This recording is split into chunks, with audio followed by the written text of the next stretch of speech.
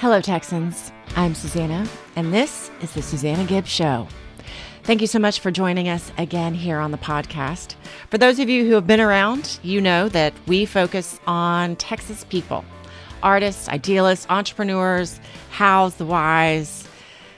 And today we're going to learn a little bit about ourselves. We're going to take this common theme. Last time we had Laura. She's a Reiki master.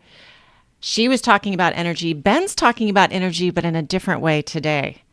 But it's all linked. It's super fun. Now, the insurance agency sponsors this podcast. Go to gibbagencydallas.com so you can get quotes on home, auto, health, life, commercial. We will close out this podcast with an insurance tip so you can go about the world a little bit smarter about insurance. A little bit of adulting things you never knew that you wanted to know. And now, on with the show. All right, Ben, welcome to the show. Tell everybody who you are and what you do. Sure, absolutely. Thank you for the opportunity.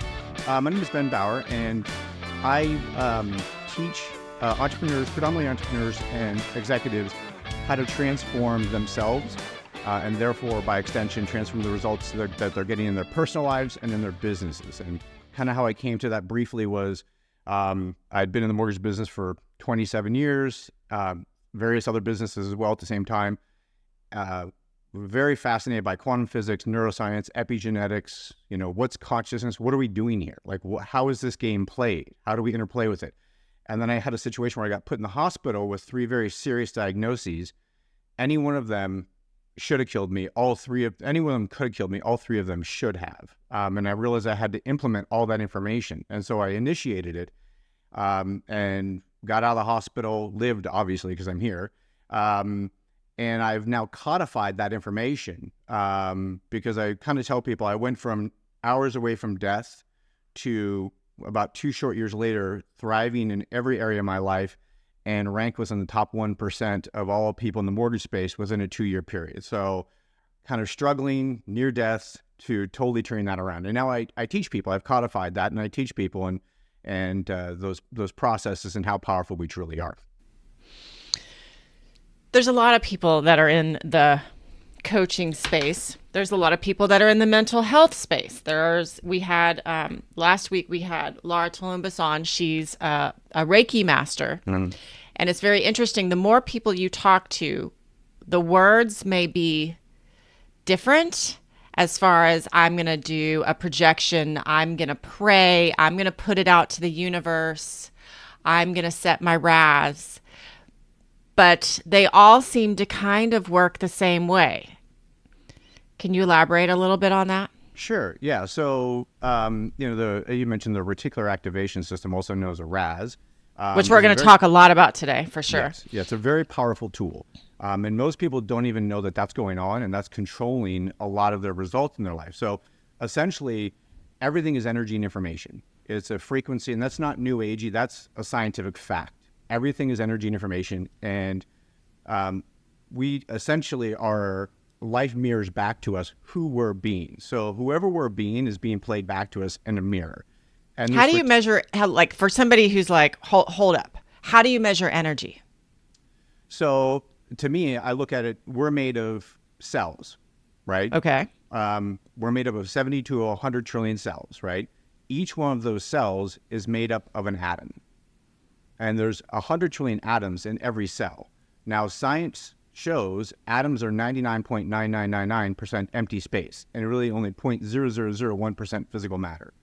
So what are we? If we're made up of cells, which are made up of atoms, but atoms are mostly empty space, what are we? Well, they're not empty at all. They're full of energy and information. And Einstein's talked about this. Nikola Tesla, he has a famous quote that says, if you want to understand the nature of the universe, think in terms of energy, frequency, and vibration. Einstein said reality is merely an illusion, albeit a very persistent one. And what these two people are speaking of is that all of this is just energy and information. And our eyes are perceiving those frequencies of energy and information and translating to something that we think is real, but it's not very real at all, right? So that's the science behind it. And that's a fact. And in fact, the Nobel Prize for 2022 was awarded to 2 physicists that proved local reality isn't real. Like, it's not physical at all. It's energy and information. What Right? What do you mean local reality isn't real? What is local reality? Our experience, our personal experience that we're having here, all of this is our senses perceiving energy and information, and then we think that's real. But it's really not physical matter at all, right? And so our consciousness is a very powerful tool because we're constantly receiving information and we're constantly broadcasting information. And we condition our environments through that mechanism. I'll give you an example. I'm sure you've walked into a room where people have been arguing, and they may not be arguing now, but they had been arguing. You can walk in that room and you can feel the energy. Like you can go, something, I don't like this, right? That energy had been conditioned to that room by the emotions of those people, and you sense it, right, as a conscious being. Similarly, you've walked in the rooms and the energy is fantastic. People say that all the time. Oh, I love the energy of this room. Well, what is that? People are broadcasting energy and information all the time. And in fact, there's 2 scientists out of the University of St. Petersburg that developed a device called the Sputnik device, and it measures the energy field around our body. And we have an energy field where we broadcast information up to 10 feet wide. They measured it. And they say it goes further than that, but their equipment only measures 10 feet. And what do they measure? Like measure temperature? The electromagnetic field, the frequency. They've measured the electromagnetic field around our body. So we're broadcasting information in this field and we're receiving information in this field. And in fact, there's a field around our head that they measured, and there's one around our heart. So this is a scientific measurement. This is fact, right? Okay. And the one around our heart is 900 times more powerful than the electromagnetic field around our brain, right? That's interesting. Yeah, so think about this for a second. Have you ever had an overwhelming thought? No, you've likely had a thought that triggered what? An overwhelming feeling. Okay. Right? The feeling is, that feels really heavy. That feel, right? Right. Those feelings are very important, especially in this electromagnetic field that we resonate in and we hang out in. We're broadcasting and receiving information. And so people tell me all the time, oh, Ben, I think positive thoughts all the time, but nothing happens. And I ask, well, how do you feel? Oh, like crap. Okay, well, that's mind and body in opposition, right? You may think all the positive thoughts you want, and when you send that signal to your heart, which is your feeling center, it's opposition.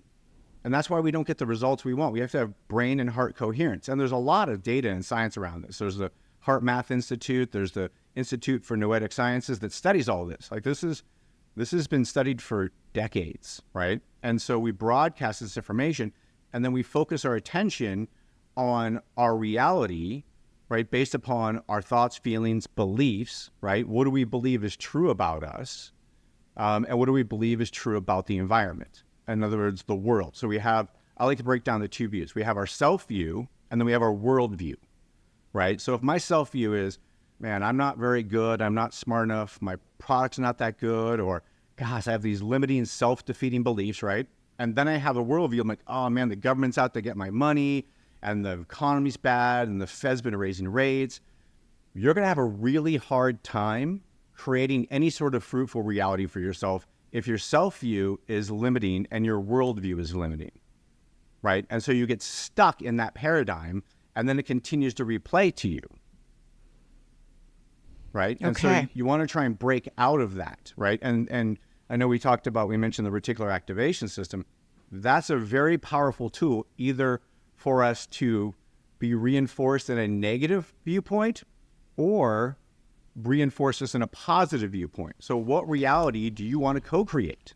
Like, what do you want to come back to you? What experiences do you want to have? And that's all driven by our beliefs. You know, it's interesting. I don't believe we're a victim of our circumstances. We're a victim of our interpretation of our circumstances. The stories that we tell ourselves. Absolutely. And that's all based upon these beliefs. And it makes sense why we have these limiting beliefs. You know, the data shows that children growing up are 8 times more likely to be reprimanded than praised. Okay. And hey, what was that thing you said too while we're here and before I forget? Because I've been lucky enough to have many conversations with Ben, which is why I was like, listen, we're going to talk about the reticular activating system so we don't totally go off the rails. And we're close right now, but that's, you just got to go with it. Well, I'm trying to lay in how important the I know, reticular but you activation mentioned, system. I know. We're good. We're doing good. But you mentioned kids, and you said this at a meeting not too long ago, and I didn't quite have it.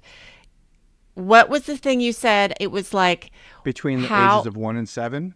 No. It was about growing up and your feelings on money. Oh, yeah. So if you want to, like, and it's very important. Because you asked the question. Yeah, I asked the question. I'm going to ask this question. If you want to understand what drives your money beliefs, just finish this question, right? Finish this statement and answer the question. Growing up, money was blank. Okay? For me, it was scarce. Single mother, struggling to put me in a good school district. There was a lot of stress and anxiety around money. Very scarce. That drove my money beliefs for many years. Right? And money could also be, my parents said money was the root of all evil, or money was the cause of my parents' divorce, right? Or money came but never stayed. You have to work really hard for money. No pain, no gain. So as a child, when we're between the ages of 1 and about 7 or 8, our brain is in what's called delta and theta brainwave patterns, which there's no analytical facilities in those brainwave patterns. As a kid, you just take that information in as true. Right. So think about what was going on in your environment between the ages of 1 and 7 or 8. That's the Jesuits even said, give me a child until the age of 7 and I'll show you the man, because they knew this is where the subconscious was programmed. Right. So these create our money belief systems. And then we go out in the world and go, oh, yeah, money's really hard to get. Oh, no pain, no gain. You got to struggle. You got to suffer. It's scarce. And then you build all these anxieties and beliefs around it. And then through your reticular activation system, it just keeps presenting itself as true for you. But it's not what I call a fundamental truth, right? So there's fundamental truths are true no matter what situation, time, space. It's true no matter what. And there are very few fundamental truths. We mistake our beliefs for truths, right? Yes, because those are the stories that we're telling ourselves. Correct. And local reality isn't real. We've already learned that. We've established that already. Right. Okay, you asked what energy was. I know. And that's always the fun part of these conversations. So let's talk about the RAS, because being in sales, obviously, we talk about it quite a bit. Hey, let's set our RAS. What do we want? What do we want out of this meeting? I talk to my kids. I'm like, listen, you got to picture the ball coming into your hands and you holding it and not dropping it, right? Mm-hmm. But let's talk about what it is and where it is, just to get going. Sure. So the RAS, known as the reticular activation system, it's actually a part of our brain in our neurology that is a filter. And that filter filters out 85% of what's actually going on, and it only allows in 15%, right? So, and the reason it does that is because there's so much stuff going on. Like, our brain can't absorb all of the information, right? Like when you're in a room or a coffee shop, there's people talking, there's music, there's all these different noises and sounds, and your brain can't take all that in. So your brain uses this system, the RAS, to focus on what's important to you. And that's driven by, number one, your beliefs, and then what's currently important to you, right? So give you an example. Pregnant women, when they're pregnant, they see they see pregnant women everywhere, right? That's the RAS. It's currently important to them, right? Let's say there's a particular car you really want, and as soon as that starts to happen and within you, you see that car everywhere. Everywhere. Right. There's many examples of it. That's the RAS, and it's within our neurology in our brain, and it filters out things that are not important to us, right? And what's important to us, and that's driven by, again, our belief system and what's currently important to us, right? So our belief system is a big driver of that. If I go, oh man, money's hard to get. Oh, sales are really hard. My RAS is going to activate on that. It's going to filter out 85% of what's actually going on and show me 15% of what my beliefs are, right? So and then people say, well, Ben, that's not been my experience.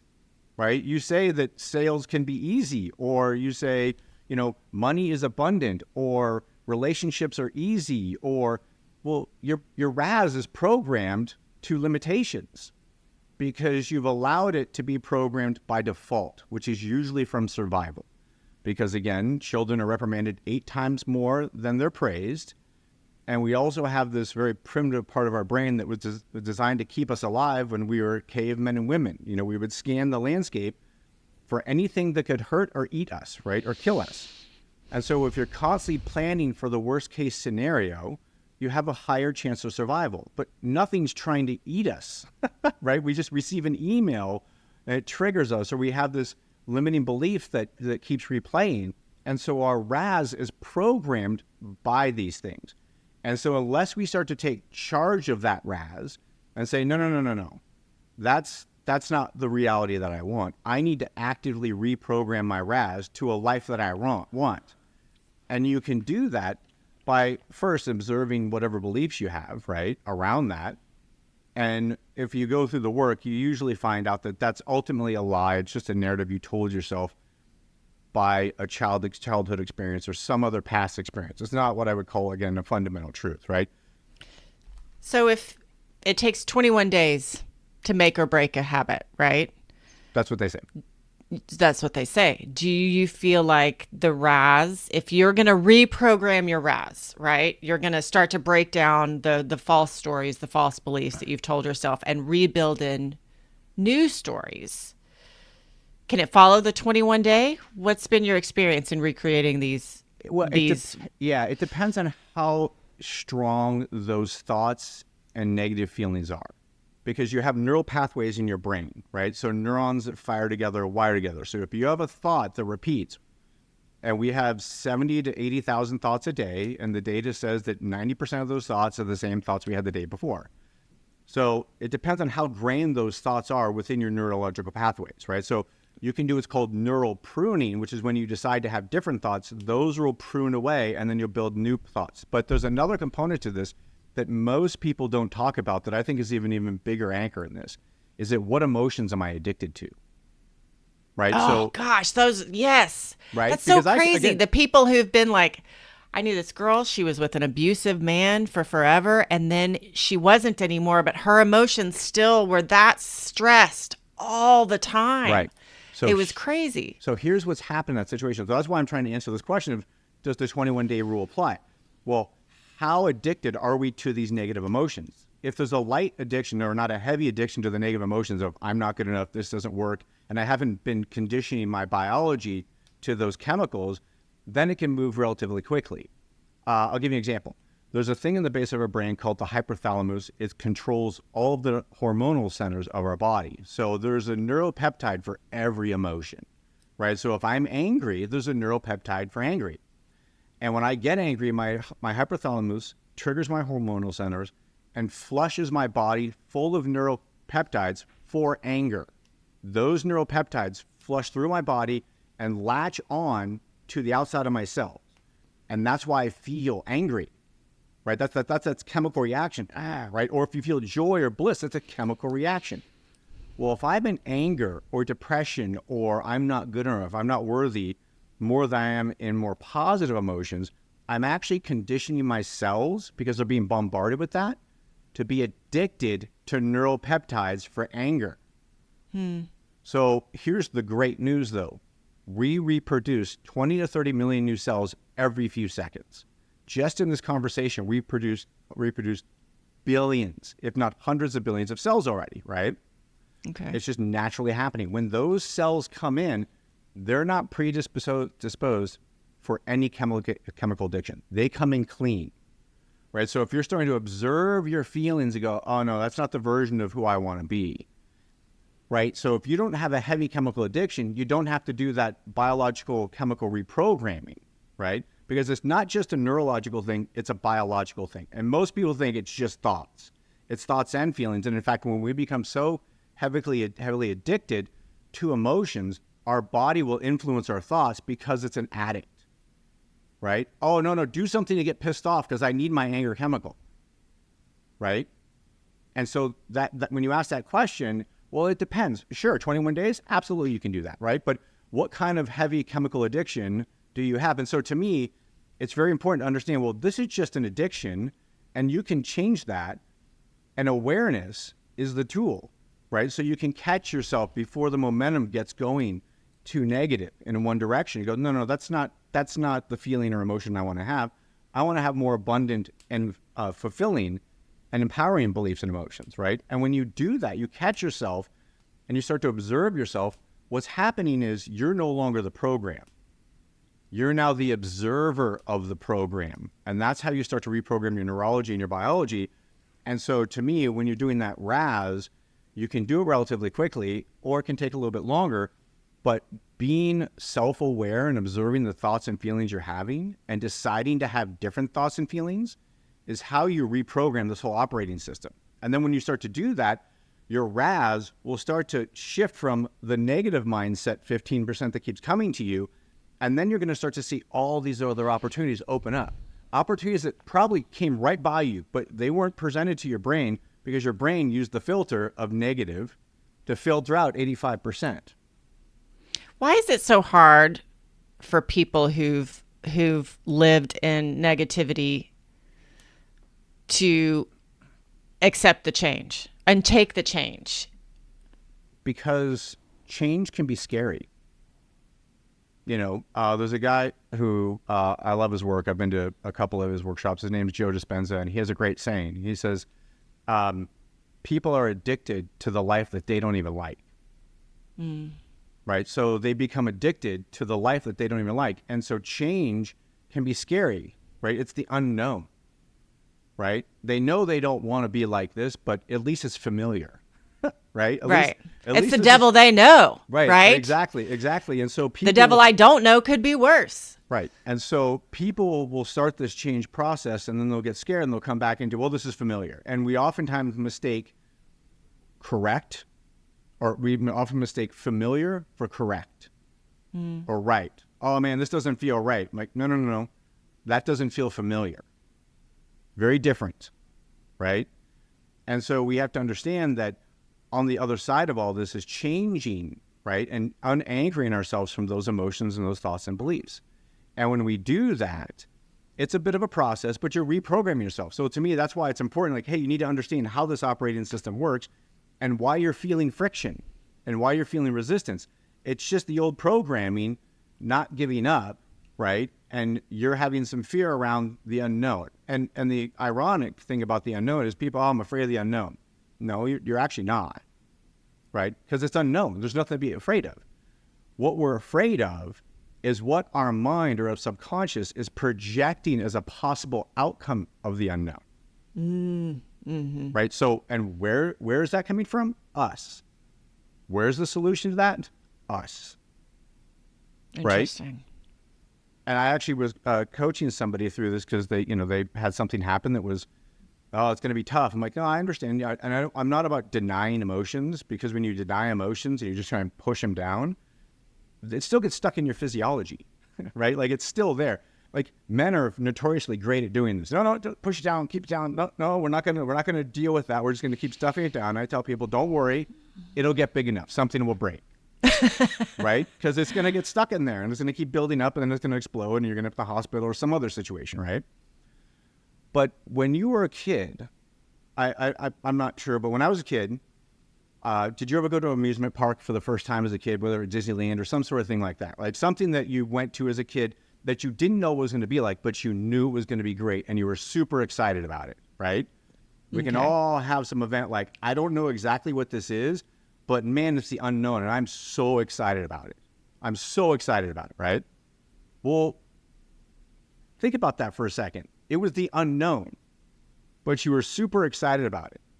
To me, when you can get into those states, then you're way more open to the possibilities of solutions coming, right? Like if I'm in fear and anxiety and stress, and my RAS is programmed to that, I'm going to keep getting those experiences, as opposed to all of the opportunities and potential opportunities out there that the universe or God or the divine or whatever you want to call it can bring to me. And quantum physics says all possible realities all exist right now.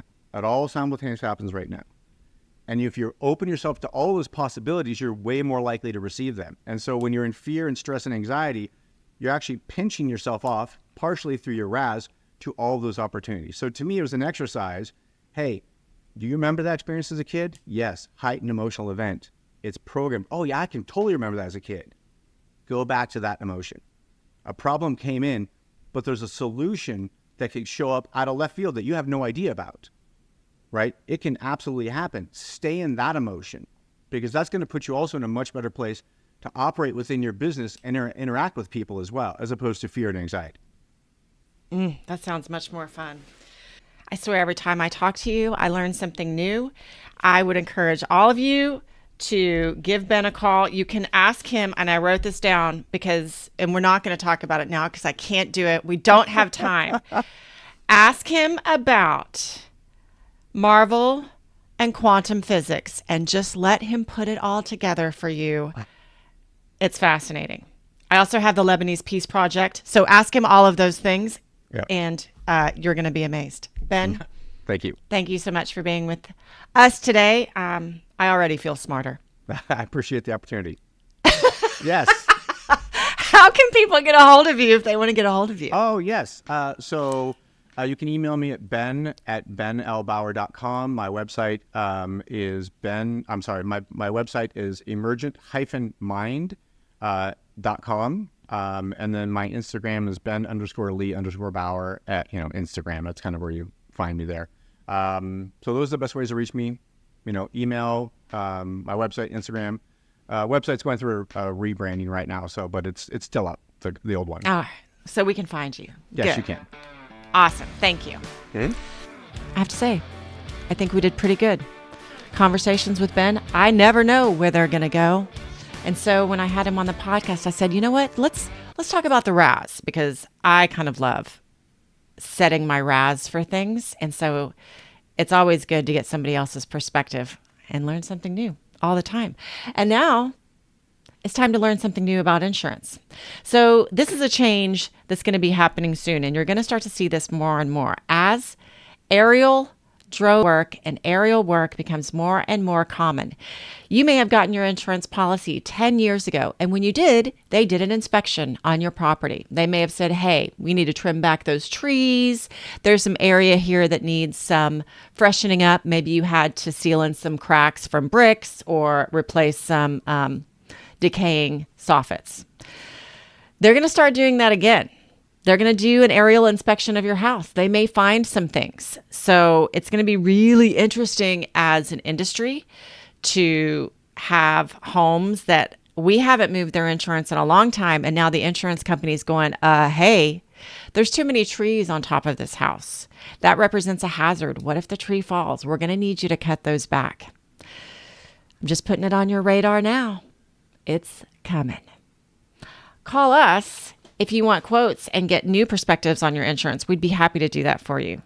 Go to gibbagencydallas.com to connect with us. You can see stuff about this blog, the podcast, see stuff about the podcast on the blog, and all the other good things. All right. Thank you again, and we'll see you next week.